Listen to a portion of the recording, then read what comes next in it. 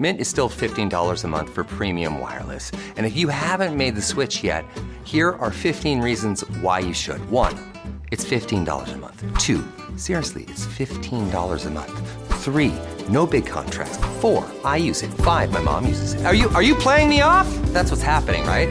Okay, give it a try at mintmobile.com/switch. Upfront payment of $45 for 3-month plan, $15 per month equivalent required. New customer offer first 3 months only. Then full price plan options available. Taxes and fees extra. See mintmobile.com.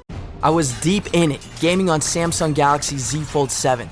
Unfolding the screen made it twice as big and so immersive, I kinda lost myself. Might have trolled a little too close to the sun. Someone in the chat told me to touch grass, so I took my Z Fold 7 outside and kept playing. Still won, got a tan, and a nice little reset. Powerful processor, realistic graphics, you stay locked in, streak stays alive. Can your phone do that? The new Galaxy Z Fold 7. Get yours at Samsung.com.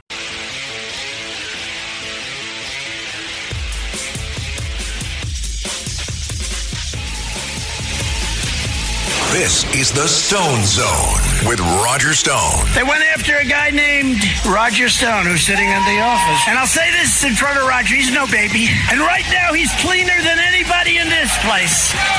No, they treated him very unfairly. Now, get in the zone. It's the Stone Zone. Here's Roger Stone. You are now entering the Stone Zone. We begin today's show on a sad note. Boone Cutler, combat veteran, warrior, patriot, and most importantly, veterans advocate, someone who spoke and advocated for those veterans suffering from PTSD, suicide, and of course dealing with the suicide crisis among veterans, has sadly passed away this morning. He was in the Stone Zone a number of times. Author, columnist, music video director, but most importantly, a patriot and true friend. It is with great sadness that I note the passing of my good friend, Boone Cutler. May he rest in peace. But in the news, Bloomberg News has smeared the Secretary of the Treasury, Scott Bessent, with a baseless story that tries to equate the mortgages he holds on 2 homes with the mortgage fraud that I believe both New York Attorney General Letitia James and Federal Reserve Board member Dr. Lisa Cook engaged in. Treasury Secretary Scott Bessent's 2007 mortgages for homes in upstate New York and Massachusetts were issued under a customized private banking facility that identified the properties as secondary residence and did not price the loans on owner occupancy, according to documents that I myself have now reviewed. The materials that I saw completely undercut comparisons to the Federal Reserve Governor Lisa Cook's mortgage controversy that were highlighted in a report by Bloomberg News. The documents describe a $21 million financing package arranged by Bank of America for Bessent when he was a hedge fund manager.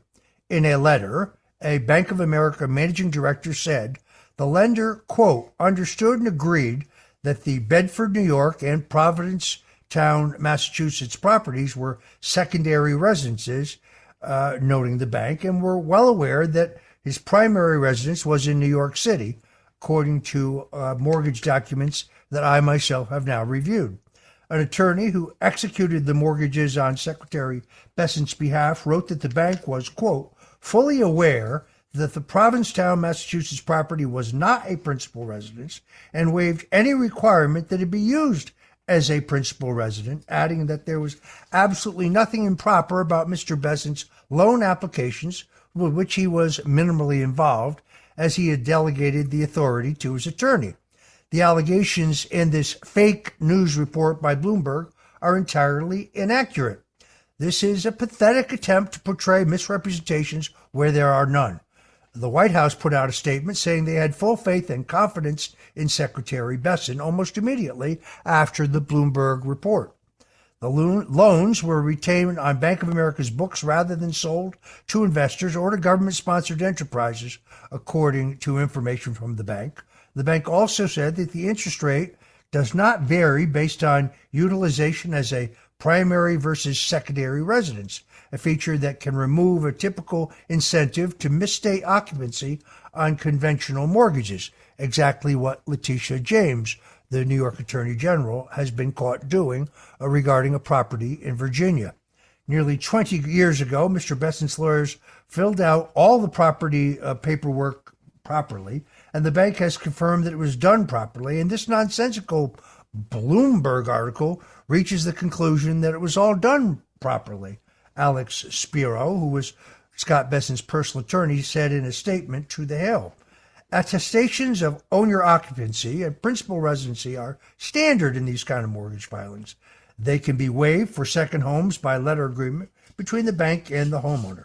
Application materials list Bessent's primary residence as 1 Sutton Place South, which is a matter of public record consistent with the bank's letter, while credit facility documents refer to his place in Bedford Hills, New York, and his place in Provincetown, Massachusetts as, quote, secondary residences, according to documents that I myself have reviewed. In the public mortgage documents filed in connection with Bessent's properties, the documents contain this attestation that the borrower will occupy the property as his principal residence within 60 days and continue to use it as his principal residence for 1 year. That same clause, however, makes it clear that this requirement can be waived with a letter of agreement with the lender, which is exactly what happened in the case of the Bank of America loans. Quote, I will not have to occupy the property and use the property as my principal residence within the time frame set forth if the lender agrees in writing that I do not have to do so. The mortgage documents clearly delineate.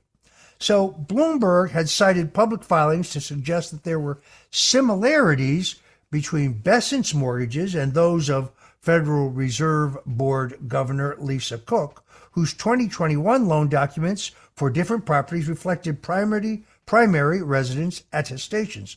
President Donald Trump said he was removing Cook from the Federal Reserve Board last week, 2 weeks ago, citing what he called potentially criminal conduct. Dr. Cook has denied wrongdoing, is contesting her removal in court, but her lawsuit in the District of Columbia was referred by the D.C. Clerk of Courts, Angela Cesar, to a judge, Gia Cobb, a federal judge, who is a member of the same Black Women's College sorority as Dr. Cook, which I think is a shocking, stunning conflict of interest. Strangely, the Department of Justice did not contest and asked that the judge recuse herself.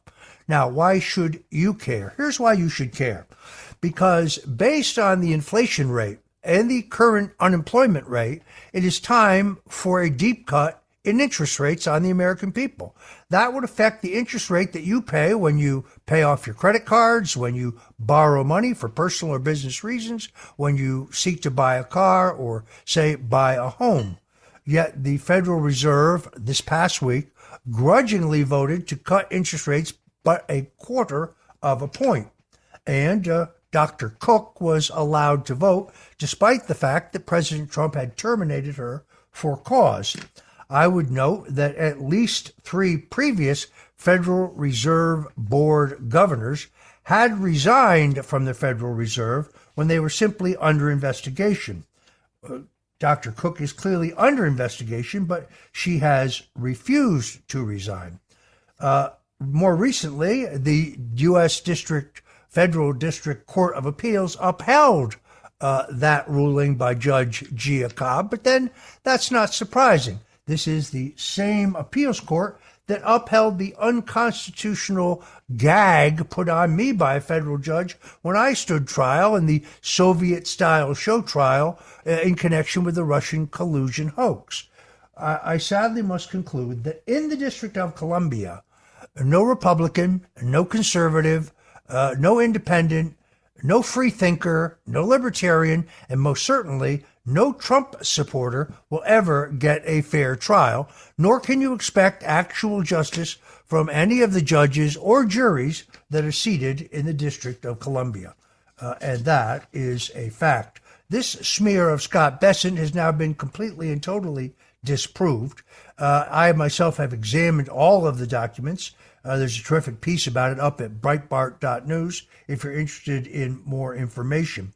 This is an ongoing question, as this past week you have seen Reuters distort the facts regarding New York Attorney General Letitia James, claiming that a worksheet rather than the actual final mortgage documents, including a power of attorney that the Attorney General signed in multiple places and witnessed by an attorney in the Attorney General's office, did not constitute mortgage fraud, when in fact it did. You're listening to Roger Stone right here in the Stone Zone on the Red Apple Audio Networks. Whatever you do, don't touch that dial or continue to follow us online, because we'll be right back. The Stone Zone, entertaining and informative on the Red Apple Podcast Network. And we're back in the Stone Zone. Folks, I'm going to be honest with you, I'm still reeling over the brutal political assassination of my friend Charlie Kirk. I do now feel free to say that Charlie reached out to me after I was arrested in the Russian collusion hoax. I didn't know him previously, but he reached out to me. He saw immediately that I was being persecuted, largely because I refused to bear false witness against Donald Trump, and that the investigators in the Russian collusion hoax had spent $30 million and come up completely and totally empty-handed of any proof of Russian interference in the U.S. election, and therefore they had decided to fabricate it, and they wanted me to be their stooge. I, of course, refused to do that. Charlie became a very effective public and, most importantly, private advocacy for clemency for me. Indeed, he was an advocate for the full and unconditional pardon under which I'm able to be with you today. So we became very good friends, and yes, we did talk about his political aspirations. Charlie was thinking seriously about running for the governorship of Arizona at some point, and yes, he had presidential aspirations. I consider that to be extraordinarily noble. Frankly, I think that he had the faith, the courage, the discipline, the principles, and the drive to be a great presidential candidate, if not a great presidential candidate. So the loss here is greater than just the loss of a leader of the conservative movement.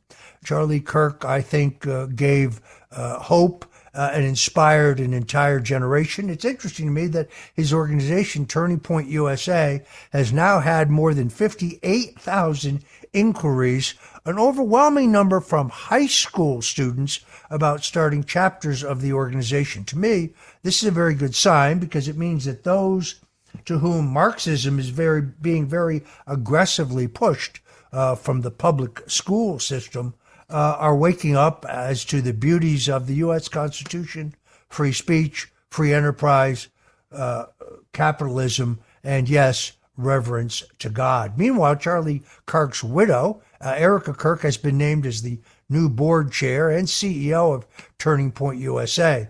This comes after Erica Kirk's rousing address to the country, where she vowed that her husband's vision would live on. In that address, Erica Kirk said, "They killed Charlie because he preached a message of patriotism, faith, and of God's merciful love. They should all know this. If you thought that my husband's mission was powerful before, you have no idea. You have no idea what you have just unleashed across this entire country and across the world.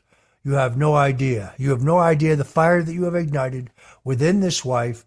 The cries of this widow will echo around the world like a battle cry." This was one of the most inspiring speeches I have ever seen. In my opinion, there is no better choice to lead Turning Point USA than Erica Kirk. She was emboldened to double down on the fight to save America. She's on fire for liberty and stands as an example of a strong, empowered woman who loves her God, the family, and her country. They were unfortunately successful in striking down my friend Charlie. I'm still not over it. I'll probably never be over it. But they will live to rue their decision because of the work of his wife, and she will achieve honors in his great legacy. Meanwhile, ABC has made a decision. The infamous left-wing Trump hater, Jimmy Kimmel, who I never frankly thought was all that funny, has been removed by ABC from the network's airwaves after he made extraordinarily distasteful comments about Charlie Kirk following his assassination. On his show, Kimmel said, We hit some new lows over the weekend with the MAGA gang desperately trying to characterize this kid who murdered Charlie Kirk as anything other than one of them and doing everything they can to score political points from it. There is no evidence whatsoever that the man who stands accused of killing Charlie Kirk, a man named Tyler Robinson, was in any way part of the MAGA movement, was a disgruntled conservative, Republican, or Trump supporter. And that is, if he is even in fact the killer, something we don't definitively know yet. Having written a book about the Kennedy assassination, which became a New York Times bestseller, The Man Who Killed Kennedy, The Case Against LBJ, which I made a case that there was indeed a plot that involved the vice president, the man who had the most to gain, Lyndon Baines Johnson, the CIA, organized crime, Big Texas Oil, and certain other financial institutions to murder John F. Kennedy in the streets of Dallas. I also recently completed a book that'll publish before the end of the year about the attempted assassination of President Ronald Reagan, because the government has never issued a full or conclusive report on that near miss, that near assassination, having examined very closely the assassinations of New York Senator Robert F. Kennedy the night of his greatest political triumph when he won the California primary in 1968, and examining the brutal murder of Dr. Martin Luther King. I can say definitively that I have no intention of believing what the government tells me without examining the facts myself.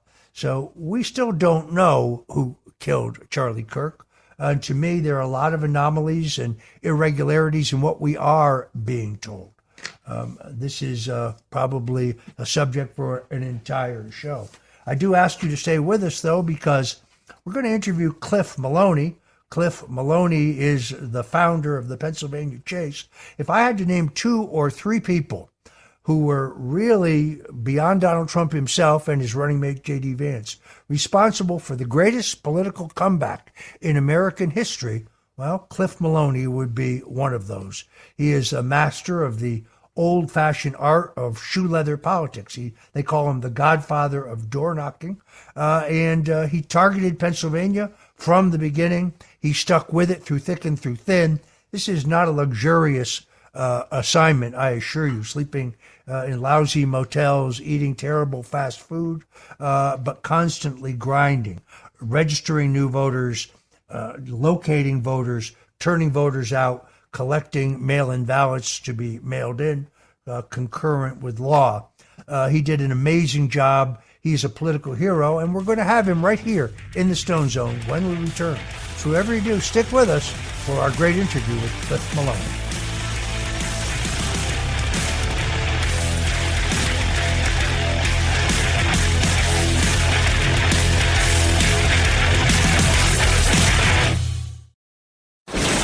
The Stone Zone, entertaining and informative. On the Red Apple Podcast Network. And we're back in the Stone Zone. Joining me now is Cliff Maloney. Cliff Maloney hails from Philadelphia, Pennsylvania. He is the chief executive officer of the Citizens Alliance, but he's also, more importantly, I think, founder of the Pennsylvania Chase. At 34 years old, Cliff Maloney's door-knocking deployments have knocked on over 8 million doors and delivered victories in 418 elections across the country. Many have referred to Cliff Maloney as the godfather of shoe leather politics and door-knocking.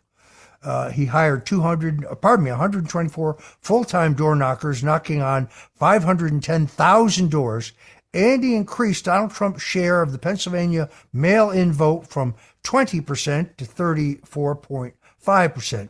Something Cliff told me from the beginning he would achieve. Every time I would reach out to him by text or by phone, I would say, "Brother, how you doing?" And he would say, "I'm grinding, man. I'm grinding." And grind he did, hitting the numbers that he predicted a full year in advance. Cliff Maloney, I know you, like me, are reeling over the brutal political assassination of our mutual friend, Charlie Kirk, but still, I welcome you into the Stone Zone.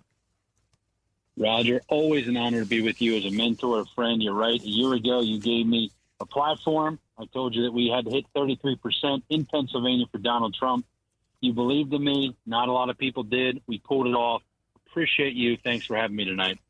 Yeah, I mean, if I had to name three individuals beyond, of course, Donald Trump and J.D. Vance, responsible for the greatest comeback in American political history, something that on paper should have been impossible, something that some in our own party said was impossible and wasn't going to happen, that frankly would be Charlie Kirk, Scott Presler, and you, Cliff Maloney. And when you began the Pennsylvania effort, some of the old bulls in the party scoffed at the idea that you could increase Trump's share of the mail-in vote, which is notoriously Democrat manipulated, from 20% to 33%. You got it to 34.5%. Many people consider that a miracle.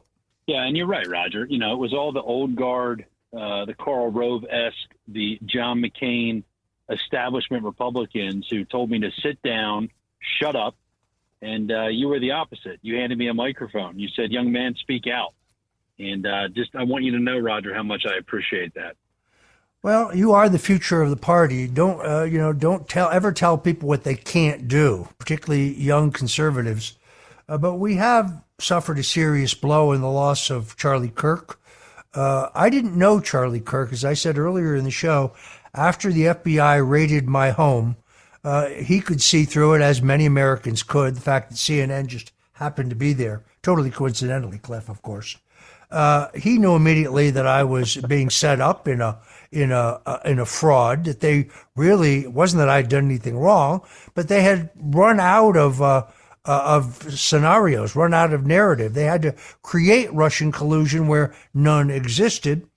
They would have let me walk. They told me repeatedly that they would recommend that I serve no jail time, that I just walk away if I would just agree to testify falsely against President Donald Trump, which of course I refused to do. Charlie recognized this vice grip that they had me in, and he became both a public and a private advocate, probably more effective even privately than he was publicly. I mean, he said it on his show. He said it in his tweets.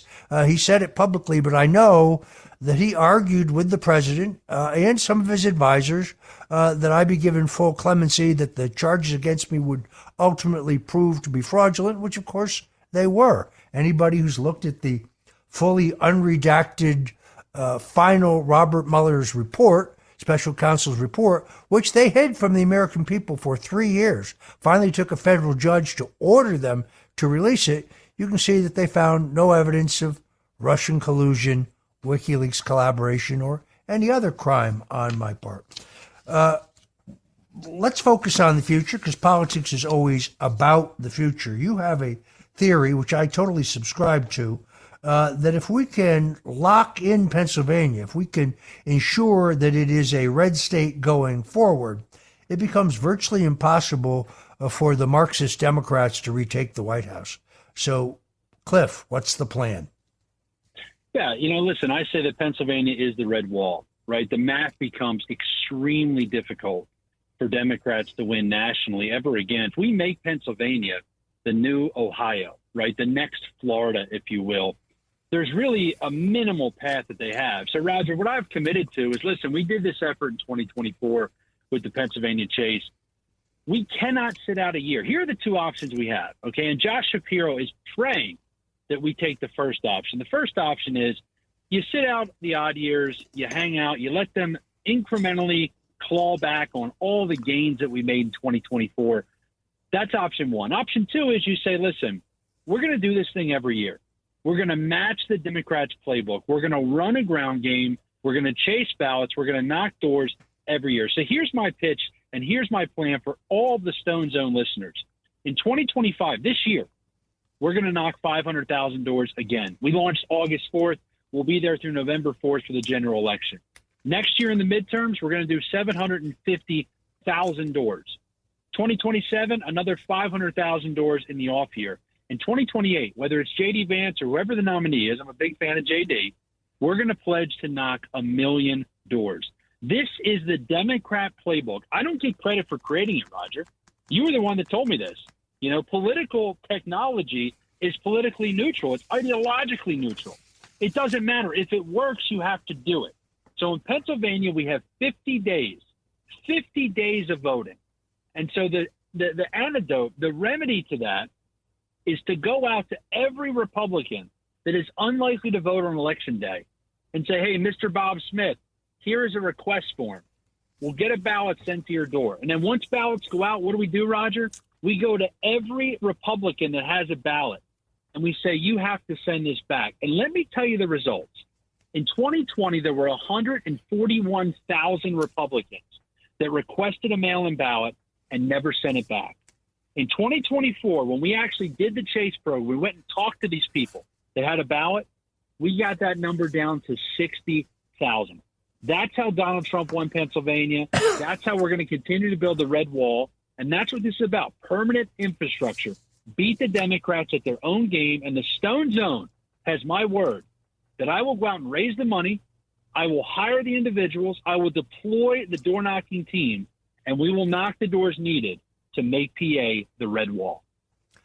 Folks, if you're just tuning in, you're in the Stone Zone. We're talking to Cliff Maloney. He is the founder of the Pennsylvania Chase. He also serves as the chief executive officer of Citizens Alliance. And he is the architect of the Keystone State victory of Donald Trump. He set out to do it well more than a year in advance. He told me what he would do. And he is one of the most dynamic young leaders in the Republican Party today. What do you say, Cliff, to those voters who love Donald Trump, voted for Donald Trump, but may not be that in love with the Republican Party? What do you say to them? Well, I say, listen, I'm a liberty lover first before I'm a party member. And my advice to anybody who's just getting into the fight, whether it's because of this horrific tragedy with Charlie, whether it's because you realize, the good versus the bad, unfortunately, I hate to say it like this, but it's representative of Republican versus Democrat. Do not get in the battle to build a party. There's a lot of great friends of ours, Roger, who are in the battle. They're in the party. I'm not saying that the party is bad, but find a candidate like a Donald Trump. Find a candidate that you really support. That, to me, is the effort. Don't get caught up. If you're in a meeting and you're an activist and you find yourself spending a majority of your time arguing about bylaws, arguing about, different motions and who makes a second, go out and talk to the voters. That is the real battle. That is the opportunity we have.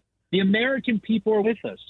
If the gut reaction of voters was to stand with illegal immigrants over Americans, or to stand with men who think they are girls over the real girls who are out there trying to be in their own places to play sports, I'd give up this fight. But the reason I've doubled down, you taught me this, Roger, is that the American people are with us.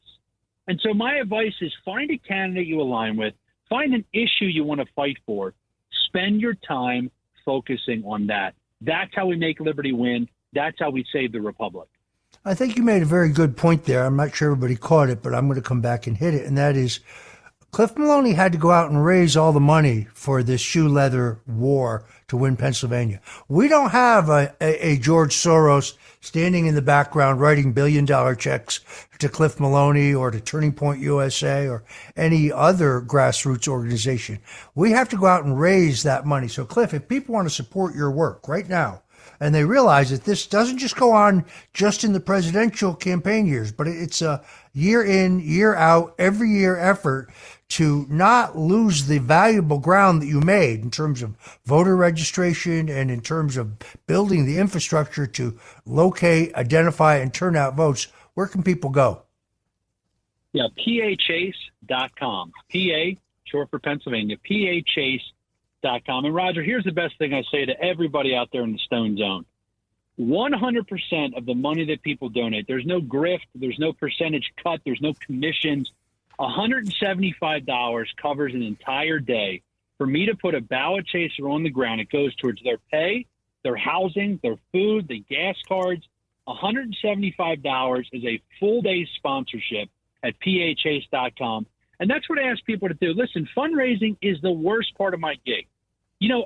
A year and a half ago, Roger, when we first talked on your show, it would have been easy for me to say, hey, listen, the party, the establishment, they don't want to fund us. They got their own consultants. They got their own grifters. I'm just going to go home. But instead, I spent 300 days on the road in 2024 meeting with patriots. They don't have any special interests. They're not looking for favors. They just want to save the republic. They want to save the country. And so that's my argument to everybody. $175 a day, PAChase.com. You can sponsor an actual person on the ground talking to voters. That's how we win. As Charlie would say, it's one of my favorite quotes, do the work. And my big message to everybody right now is for Charlie. Do it for Charlie. That's what we're up against. Yeah, this is a very key point I want to come back and hit, and that is, trust me, Cliff Maloney does not have cushy offices. He doesn't have a massive salary. He doesn't have a huge expense account. There are not high-paid consultants and grifters. This is a hand-to-mouth grassroots operation where the money you give goes right to the main task, goes right to voter registration, voter identification, voter turnout.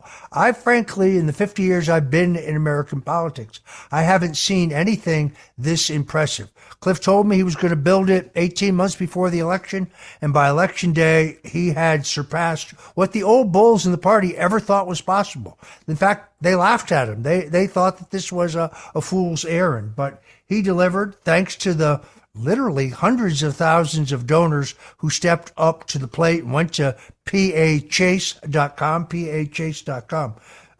We got about a minute left here before we come back to a little more. I want to talk about the New Jersey governor's race when we return. As you know, New Jersey and Virginia, the only two states who have their gubernatorial race in the off years. It is interesting to me that Donald Trump ran extraordinarily strong in the Garden State, despite the fact that it was not a targeted state. It was not a place where the Trump campaign could afford to make massive expenditures. It's an incredibly expensive state to campaign in because, of course, it has both the New York and the Philadelphia television markets. The New York market covering the northern part of the state, the Pennsylvania market covering the southern part of the state. It's not a cheap place to campaign. Donald Trump ran extremely strongly in the state, considering all the efforts in the state were largely grassroots, things put together by patriot like Mike Crispy and others. I want to get Cliff's take on the upcoming gubernatorial election. I also want to talk to him a little bit about his personal remembrance of Charlie Kirk, the founder of Turning Point. He was a great friend of mine. He's a great friend of Cliff's. He provides inspiration for us, even in death. So we're going to cover all that when we come back. You're tuned into the Stone Zone with me, Roger Stone, on the Red Apple Audio Networks. Whatever you do, we'll be back with more hot politics, so don't go away. The Stone Zone, entertaining and informative. On the Red Apple Podcast Network. And we're back in the Stone Zone. I'm still joined by Cliff Maloney. Cliff Maloney's been called the godfather of shoe leather and door-knocking politics. At a mere 34 years old, he is one of the key architects of Donald Trump's incredible victory in the Keystone State of Pennsylvania. We have people in eastern Pennsylvania listening to us right now, so you've probably been touched by Cliff Maloney and his Pennsylvania Chase operation. Probably the greatest single grassroots political operation in the history of American politics. Average age of your deployment, Cliff? Yeah, probably about 22 years old. I mean, a lot of people either taking a gap year after high school, they're fresh out of college. You know, we pull a lot of people, Roger. They either listen to the Stone Zone, they're listening to the different shows, the Charlie Kirk Show. But people that say, you know what, I'm working a dead-end job, or I'm working, but I want to be in the fight. And that's typically how we recruit. You know, for us to have 120 people on the ground in PA in 2024, we had about 1,100 people apply. And so it shows you, I mean, there's a lot of young people that are just yearning to get involved, but 22 is probably the average age. So all these young people had a profound effect on the direction of the country, helping facilitate the greatest political comeback in American history by President Donald Trump. I loved watching him over there in London, all the pomp and ceremony. Of course, I know he's now going to want his very own coach and carriage, because that was pretty cool. But I want to ask you about New Jersey. We got about 3 minutes left. New Jersey, one of the two states that has its gubernatorial election in the off years. Have the folks in New Jersey been wise enough to utilize some of the lessons that you taught us in 2024? Well, one, I'll give Mike Crispy credit. Mike Crispy, a great Patriot. But I got an outreach from Mike and a bunch of other Patriots in New Jersey that said, hey, listen, how do we get the PA Chase to launch in New Jersey? So I'm happy to report here on your show, here in the Stone Zone, that we are involved with the New Jersey Chase. We have committed to put people on the ground. We launched in early August for Jack Ciattarelli, and we are committing to knock 500,000 doors through the New Jersey Chase program. And honestly, Roger, there's nothing special to say. It's just taking the playbook that we used in Pennsylvania. And I was just in Cape May yesterday, meeting with some of our people that are investing, strategists. We are knocking 500,000 doors for Jack Ciattarelli. I'm honored to do it, and I think it could be the difference maker to put him over the hump in this gubernatorial election. Well, there you go, folks. We just made news right here in the Stone Zone, and I have to upgrade Jack Ciattarelli's chances. Look, this is tough territory. I mean, New Jersey's a very, very blue state, but the high tax, soft on crime policies that produce people like Cory Booker have, I think, run out of steam.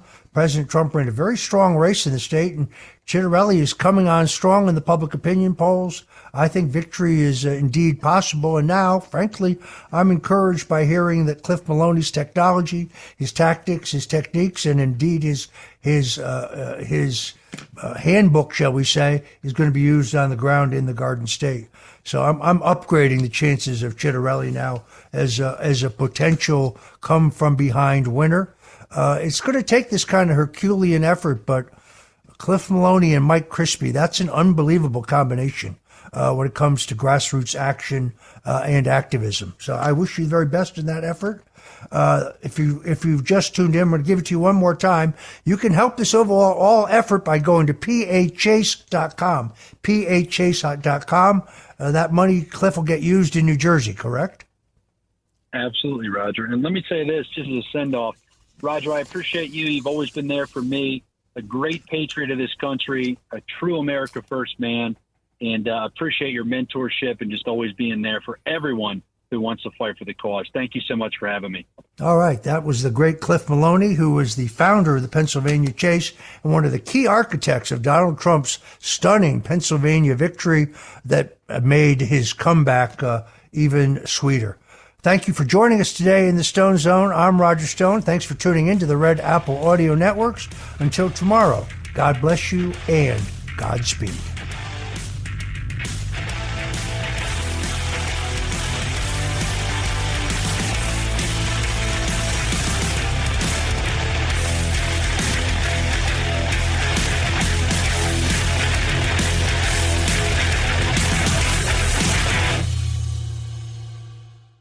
Thanks for listening to The Stone Zone with Roger Stone. You can hear The Stone Zone with Roger Stone weeknights at 8 on 77 WABC. If you like the podcast, share it with your friends and listen anytime at WABCRadio.com and download the WABC Radio app. Hit that subscribe button on all major podcast platforms. Plus, follow WABC on social on Instagram, TikTok, Facebook, and X.